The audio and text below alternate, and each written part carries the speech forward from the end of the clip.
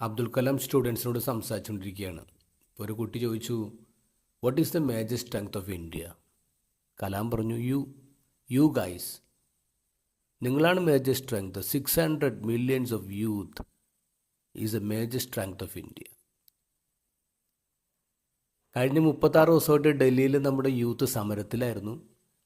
അവരുടെ പ്രൊട്ടസ്റ്റ് വിജയം കണ്ടു. ധർമ്മേന്ദ്ര പ്രധാൻ ഔട്ട്. നമ്മുടെ ഇന്ത്യയിലെ 600 മില്യൺ യൂത്ത് അവരുടെ സോൾ കണ്ടെത്തിയ ദിനമായിട്ട് പറയാം. അവർ വെറും കോക്രോച്ചസ് അല്ല, പാറ്റയല്ല, പുലിയാണെന്ന് തെളിയിച്ച ദിവസമാണ്. കോൺഫിഡൻസാണ് കുട്ടികളെ കൂടിയിട്ടുള്ളത്. They are the future, they are the strength. ഇന്നത്തെ ഗോസ്പൽ ഒരു കണ്ടെത്തലിനെ കുറിച്ചാണ് പറയേ. 2 ഉപമകൾ അതിനെക്കുറിച്ചാണ് സംസാരിക്കുന്നത്. വയലിൽ ഒളിഞ്ഞെടുക്കുന്ന നിധിയുടെ പേരെന്താ? ക്രിസ്തുവാണ്. വ്യാപാരി അന്വേഷിച്ച് കണ്ടെത്തുന്ന ഡയമണ്ടിൻ്റെ പേരെന്താ? ക്രിസ്തുവാണ്. അപ്പം നമ്മളെല്ലാം വിറ്റ് സ്വന്തമാക്കേണ്ടവനാരാ? അത് ക്രിസ്തു തന്നെയാണ്.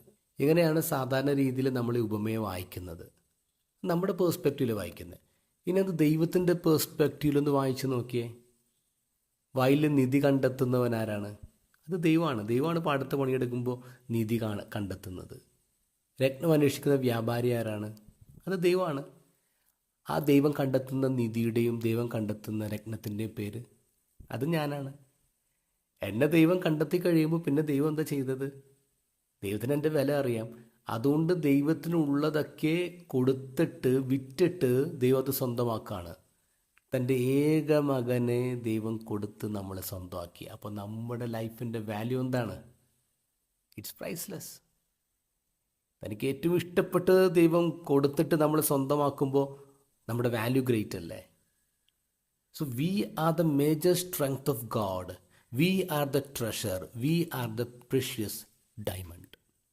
അത്ര വിലയുള്ള നമ്മൾ എന്തിനാ വില കുറച്ച് കാണുന്നേ?